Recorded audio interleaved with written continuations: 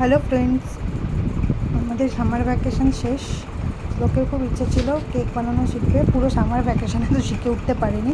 আজকে লাস্ট দিনে বলছে মামা কেক বানানো শিখিয়ে দাও। তো চলুন আমরা লোকের সাথে আমরাও কেক বানানো শিখি। কিরকম দাঁত বের করে আছে দেখুন।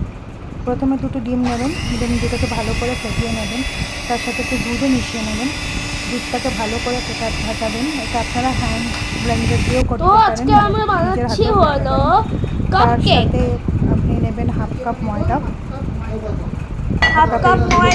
তার সাথে দুধের সাথে একটু ডিম মিশানো, মিশিয়ে নিয়েছি আর একটুখানি baking soda, baking powder and cornflour কিশমিশ মিশিয়ে নিয়ে ওটাকে ভালো করে চেলে নিয়েছি। আর ভ্যানিলা এসেন্স নিয়ে দাঁড়াও, ঠিক আছে, হাফ কাপ ময়দা দিলাম আমরা। এখন আপনি তেলের জায়গায় আপনি বাটারও ইউজ করতে পারেন।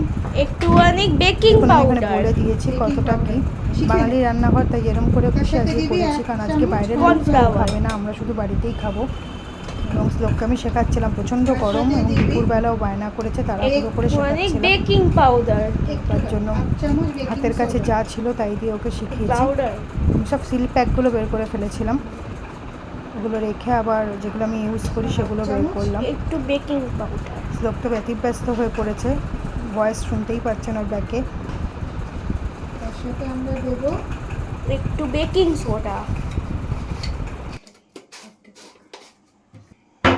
দিয়ে দেবো একটুখানি বেকিং সোডা। কতটা দেবো? হাফ চামচ, 1 চামচের থেকে একটু কম দিলাম।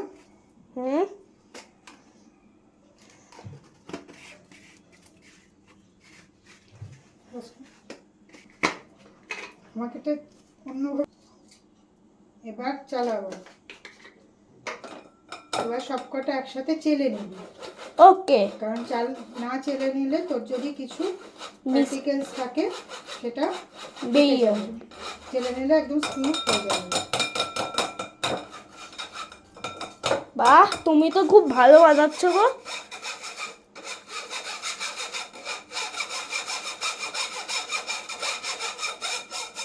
কি সুন্দর বানাচ্ছ তুমি। তার সাথে কি দিবি?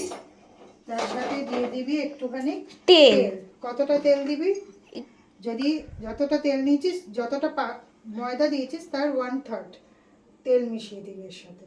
ঠিক আছে, তার জায়গায় তুই বাটারও ইউজ করতে পারিস। ঠিক আছে, তেল দিবি। এবার এটাকে একটুখানি হাত দিয়ে মেখে নিবি। ঠিক আছে, ভালো করে দেখে যেরকম করে তেলের সাথে ভালো করে মিশে গেল জিনিসটা। কি সুন্দর হচ্ছে কালার। এর মধ্যে দিয়ে দিবি তুই একটু ডিম আর দুধের মিক্সচারটা দিয়ে এবার তুই এটাকে ঘাটাবো। এটা তুই হাত দিয়েও করতে পারিস, কিন্তু হ্যান্ড ব্লেন্ডার দিয়েও করতে পারিস। আমরা নিটনেসকে ভালোবাসি, তার জন্য। ওটা ভ্যানিলা এসেন্স না দিলেও চলে, ঘরে না থাকলে তোর ফ্লেভারের জন্য দিবি। তার সাথে আমরা দেব একটুখানি বাদাম নাটস, একটু টুটি ফ্রুটি অ্যান্ড কিশমিশ। কাজু আমরা পরে দেব, কাজু বা রোস্টেড আলমন্ড ওগুলো পরে দেব, কারণ যত দেব তত তোর ফ্যাট বাড়বে।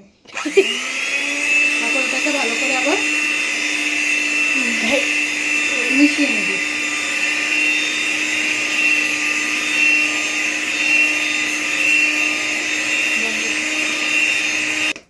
চিনি, ঠিক আছে? হ্যাঁ, তো আমি চিনি দিইনি। চিনি যতটা ময়দা নিয়েছিলিস ততটাই দেব। তার থেকে কম দিবি চিনি। এবার যদি কেউ বেশি মিষ্টি খেতে চায় সেক্ষেত্রে দিতে পারে, কিন্তু যেহেতু আমরা সবাই কম মিষ্টি খাই, আর আমরা পেটে একটু মোটা আছে, প্রচন্ড গরম। হ্যাঁ, এই গরমের মধ্যে দাঁড়িয়ে থাকা যাচ্ছে না কখন। হ্যাঁ, এবার চিনিটাকে আমরা কাপকেকের কন্টেনারগুলোর মধ্যে একটু বাটার দিয়ে, ব্রাশ নিয়ে আমার কাছে আপাতত, তো স্পুন দিয়ে করে দিচ্ছি। কন্টেনারগুলোতে একটুখানি বাটার লাগিয়ে নিচ্ছি, তাহলে বাটারের টেস্টটা আসবে।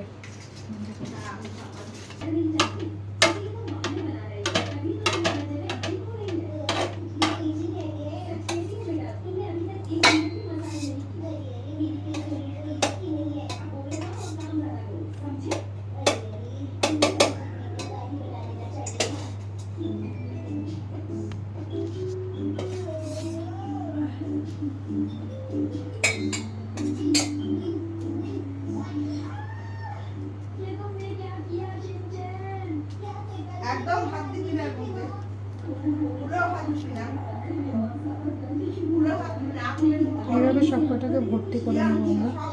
ভালো করে তো পজ করে মাইক্রোওভেনে দিয়ে দিয়েছি কেকগুলো, অপশন দিয়েছি। আমাদের কতটা তৈরি হয়েছে একবার চেক করে নিই চলুন। এখনও বাকি আছে 11 মিনিট 33 সেকেন্ড। মোটামুটি দেখে তো মনে হচ্ছে তৈরি হয়ে গেছে।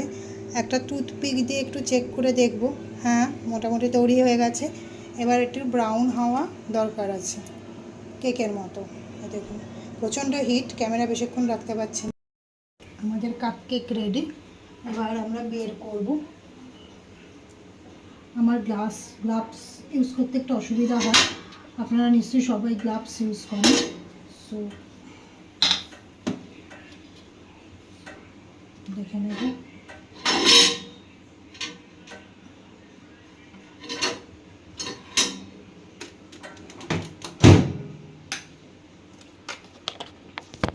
দেখা যাক।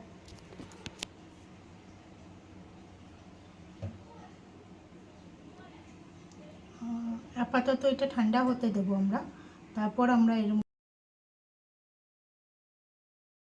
এখন হুইপ ক্রিম নিয়েছি একটু হুইপ করে নেব, কারণ হলো যে এটা এই কেকগুলোকে আমরা গার্নিশিং করব, তাই তো? হ্যাঁ।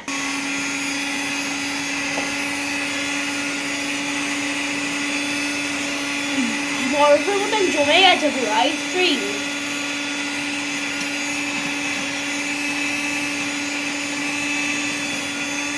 অন্যটা দিয়ে করো এবার।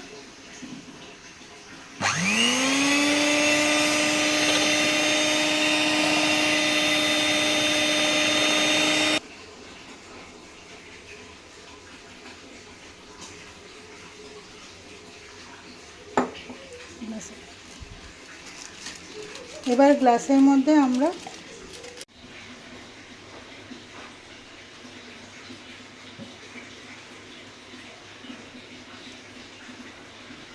বাকিগুলো এমনি কাপকেক থাক।